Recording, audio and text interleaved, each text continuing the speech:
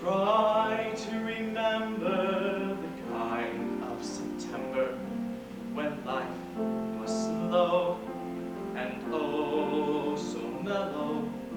Try to remember the kind of September when grass was green and grain was yellow. Try to remember the kind of September when you were a tender and callow fellow. Try to remember, and if you remember, then follow. Follow, follow, follow, follow, follow, follow, follow, follow. Try to remember when life was so tender that no one wept except the willow. Try to remember when life was so tender that dreams were kept beside your pillow. Try to remember when life was so tender that love was an ember about to billow. Try to remember, and if you remember, then follow. Follow, follow, follow, follow, follow, follow, follow,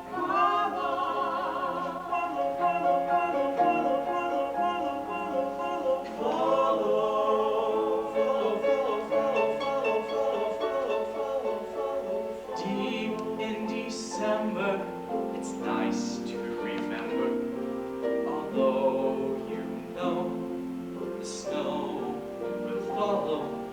Deep in December, it's nice to remember, without a hurt, the heart is hollow.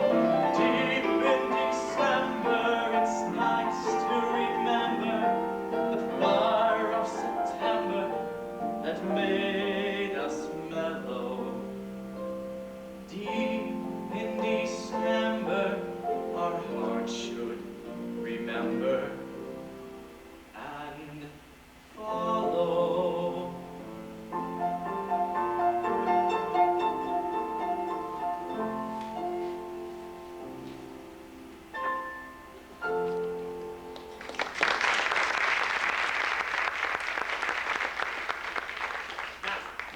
tell you a few things you may want to know before we begin this play. First of all, the characters. A boy, a girl, two fathers, and a wall. Anything else that is needed, we can get from out of that trunk. It's hard to know what's most important, or how it all began. The boy was born, the girl was born. They grew up quickly, went to school, became shy, in their own ways and for different reasons. Read romances, studied cloud formations in the lazy afternoons, and instead of reading textbooks, tried to memorize the moon. And when the girl was 15, she was younger than the boy, she began to notice something strange. Her ugly duckling features had undergone a change. In short, she was growing pretty. For the first time in her whole life, pretty. And the shock so stunned and thrilled her that she became almost immediately, incurably insane. Observe.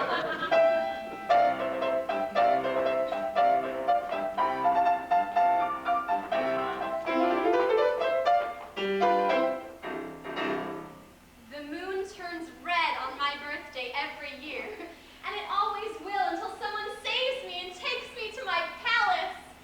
That was a typical remark. The other symptoms vary. She thinks she's a princess, that her name must be in French, or sometimes Eurasian, although she isn't sure what that is. You see, no one can feel the way that I feel and have a father named Amos Babcock Bellamy. She has a glue paste necklace, which she thinks is really real. Found it in the attic with my mother's name inside. It is my favorite possession. It is her fancy. It's my pride. This morning, a bird woke me up. It was a lark or a peacock or something like that. Some strange sort of bird that I'd never heard, and I said, "Hello," and it vanished. Flew away. The very minute that I said hello. It was mysterious. So do you know what I did? I went over to my mirror and brushed my hair 200 times without stopping. And as I was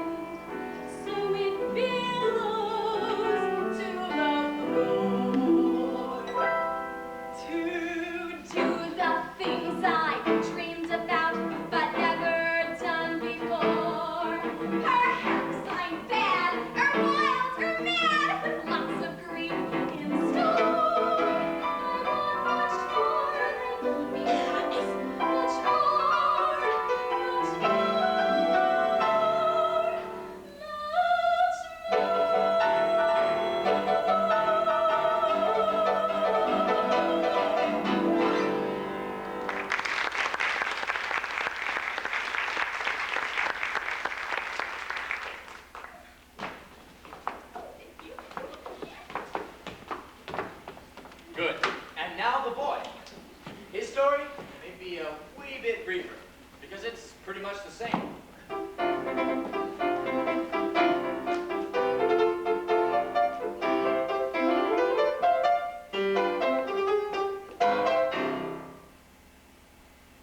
There's this girl. That is the essence. There's this girl. I warn you, this may be monotonous. There is this girl. I'm nearly 20 years old. I've studied biology. I've had an education. I've been inside labs and dissected violets. I know the way things are. I'm grown up, stable, willing to conform.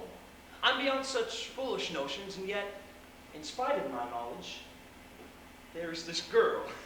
She makes me feel young again, and foolish, and with her I perform the impossible. I defy biology to achieve ignorance. There are no other ears but hers to hear the explosion of my soul. There are no other eyes but hers to make me wise. And despite of what they say of species, there is not one plant, or animal, or any living thing that is made quite the same as she is. It's stupid, of course, I know it, and immensely undignified. But I do love her.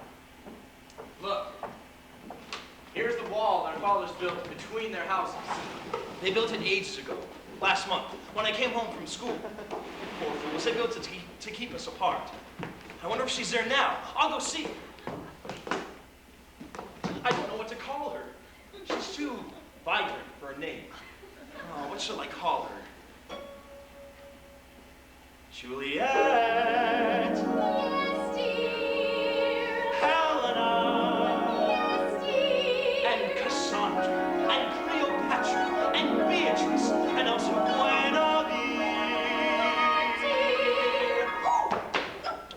I think she's there. Can you hear me? Barely. I've been speaking of you. To whom? To them. I told them that if someone were to ask me to describe you, I would be utterly and totally speechless, except to say perhaps that you are Polaris, or the inside of a leaf. Speak a little louder. I love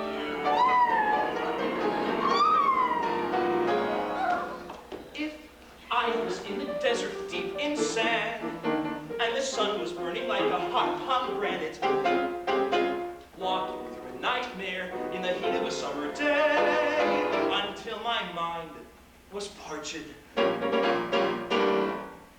you are water, cool, clear water, a refreshing glass of water. What, dear? Water!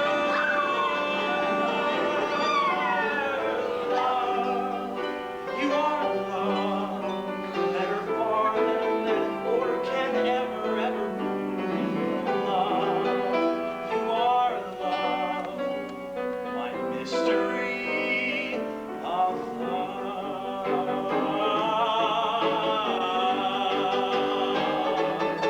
If the world was like an iceberg and everything was frozen and tears turned into icicles in the eye, and snow came pouring and sleet and ice came stabbing like a knife, and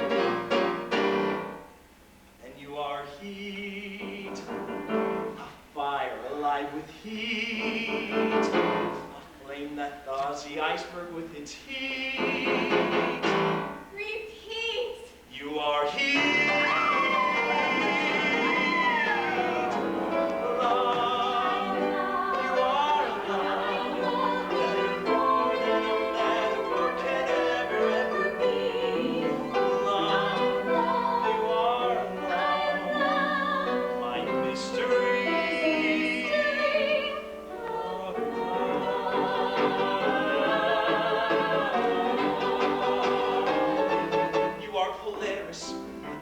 Trustworthy star, you are September, a special mystery to me, You are sunlight, like mountains, valleys, the microscopic inside of a leaf, my joy, my star.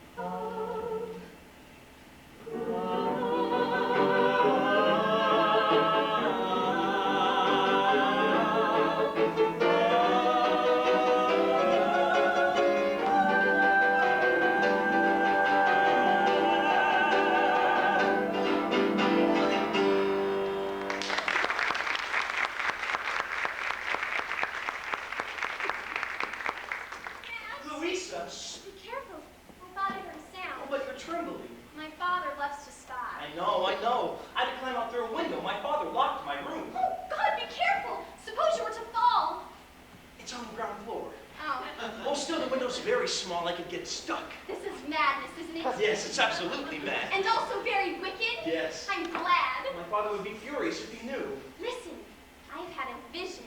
Of disaster? Oh no, of azaleas. I dreamed I was picking azaleas when this duke, oh, he was very old, I'd say nearly 40, but attractive and very evil. I hate him. And he had a retinue of scoundrels. They were hiding behind the rhododendrons, and all at once, as I picked an azalea, he leapt out! God, I hate him. In my vision, how I struggled, like the rape of the Sabine women. I cried, help! And I was nearby. Yes! Oh, yes. You come rushing to my rescue and single-handed fight off all his men under wind. And then? Celebration! Fireworks. Fiesta! Laughter. Our fathers give in. Live happily ever after. There's no reason in the world why it can't happen exactly like that.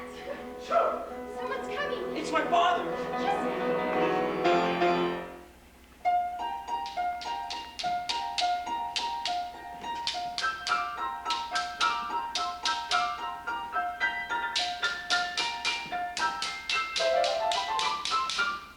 Too much moisture. There are a great many things I could tell you about myself. I was once in the Navy. That's where I learned horticulture. Yes, I've been the world over. I've seen it all. The mountain cactus, the century plant, Japanese ivy, and exotic ports, where bogwort was sold in the open market. I'm a man of experience, and there is one thing that I've learned. Too much moisture is worse than none at all. Prune a plant, avoid water, and go easy on manure. Moderation, that's the moral.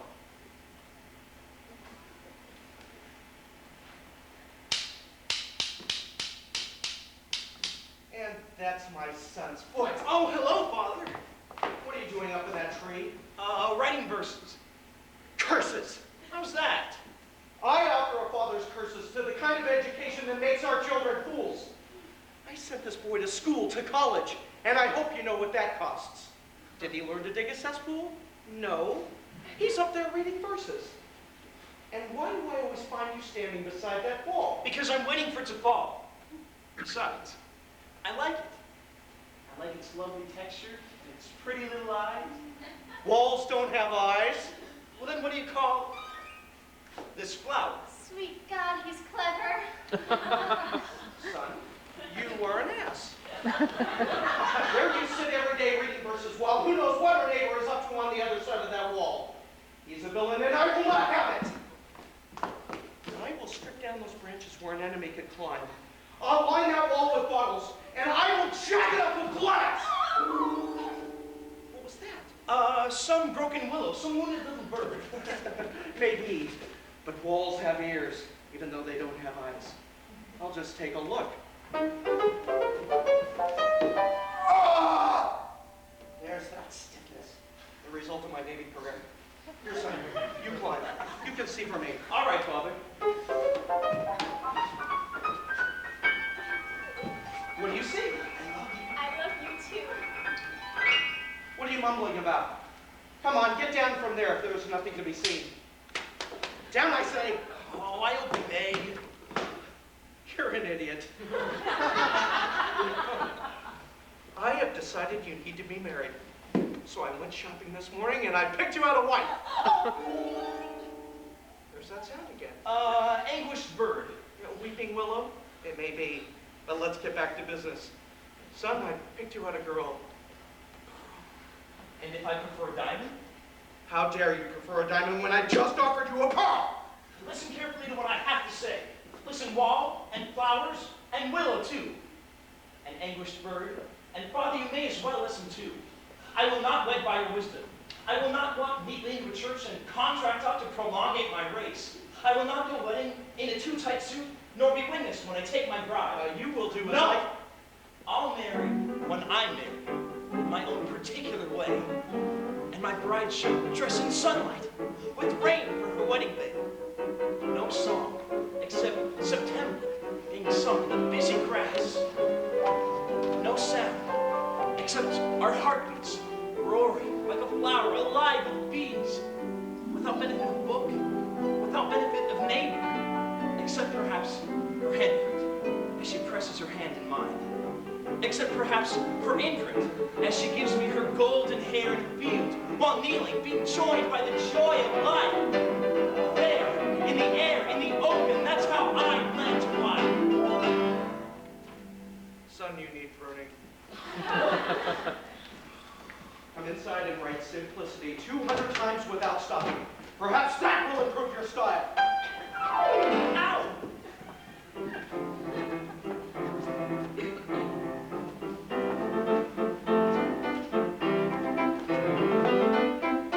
That's right, drink away. Open up your thirsty little mouths. I'm her father. And believe me, it isn't easy.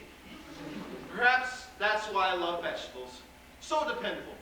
You plant a radish and you know what you're about. You don't get a turnip or a cabbage, no. You plant a radish, you get a radish. You plant a turnip, you get a turnip. While with children, I thought I had planted a turnip. Or at worst, perhaps an avocado, something remotely useful. I'm a merchant. I sell buttons. What need do I have for a rose? Oh. There she is. Missy, you must go inside. But I told you, Father, I'm a princess. You're a button maker's daughter. Now go inside. Our enemy is beyond that wall, up to something. Him and his no good son. I can You stepped in my peppers.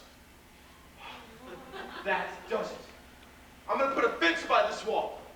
A high fence with barbed stickers, an arsenal of wire. The fence is expensive, Papa. Expensive? Well, I'll build it myself then. Now go inside. Do as I tell you.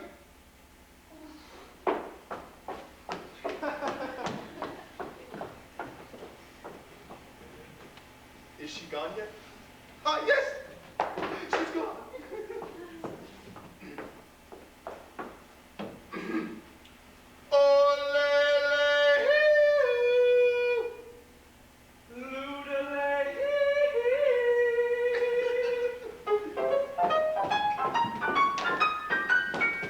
Hucklebee! Bellamy! Neighbor! Graham! How's the gout? Oh, I barely notice. And your asthma? A trifle. I endure it. Well, it's nearly settled. What is? Their marriage. They're nearly ready. I hid in the bushes to listen. Oh, it's something! They're out of their minds with love! Hooray! My son, he's fantastic. My daughter's fantastic too. They're both of them mad. Ah, they're geese. You know, it was a clever plan we had to build this wall. Yes, and to pretend a feud. Just think if they knew we wanted them to wed. A prearranged marriage? They'd rather be dead. Children, lovers, fantastics, geese. How clever we are. How crafty to know. To manipulate children. You merely say, no. Oh, dog's got to bark, a mule's got to bray. Soldiers must fight and preachers must pray. And children, I guess, must get their own way. The minute that you say no.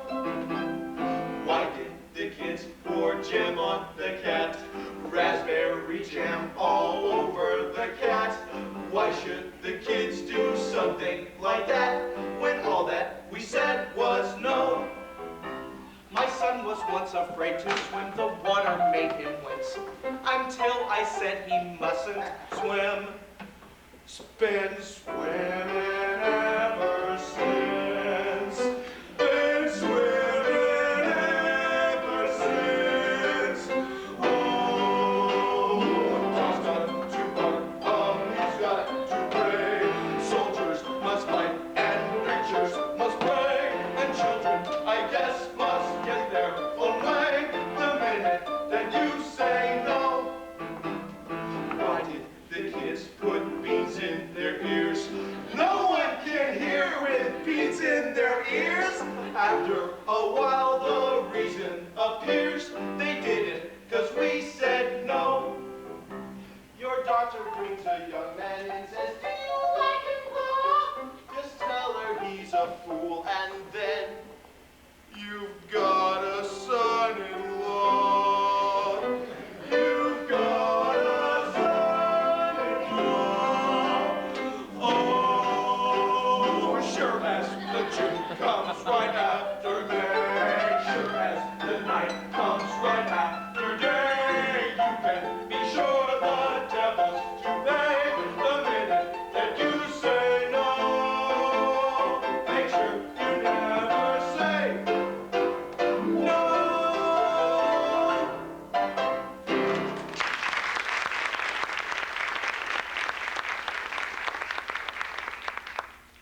But there's one problem left.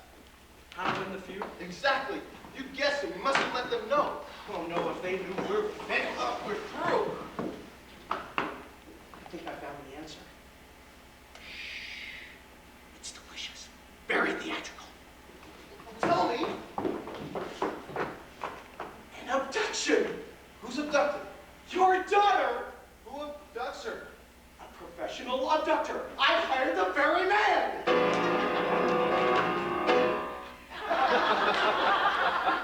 Gentlemen, good evening. What the devil? Who are you? I was sent for a maiden in distress. Of course! You are the famous El Gallo. Gallo. CC. See. See, this is what I was about to tell you. We hire this man to assist us. He starts to kidnap your daughter. My son runs in to save her. Then, a battle.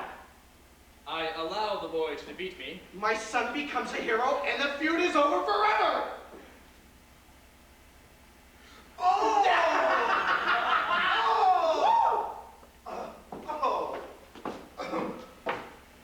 How much for such a drop? That, senor, depends. On what? What else? The quality of the rape. No! Forgive me, the attempted rape, the abduction, the kidnapping, the seizure, call it what you will. It's all right. He doesn't mean real rape. What does he mean? It's literary rape. Yes, as in the Latin rapere, to seize by force. Of course. An abduction. Absolutely. Well, it doesn't sound right to me. It is, though, I assure you. As a matter of fact, it's standard. Oh? Oh? Oh, yes. The lovers meet in secret. And so forth. A group of villains interrupts them. And so forth. The boy fights off pirates, Indians, bandits. The parents relent. Happy ending, and so forth. All of it's quite standard. What about the cost and so forth? Cost goes by type. I think in your case, I'd have to recommend a first class. Oh, you mean we get a choice? Yes, of course, with regular union rates. Abductions, theatrical abductions, complete with maidens in distress and fabulous productions, with moonlight and so forth, with China silk and so forth. The sort of thing you see upon the operatic stage. Two lovers are meeting, their happiness is fleeting, for all at once a band of men is standing there repeating, surrender and so forth, give us the girl and so forth. In short, they are surrounded by a gang of angry men. I see it.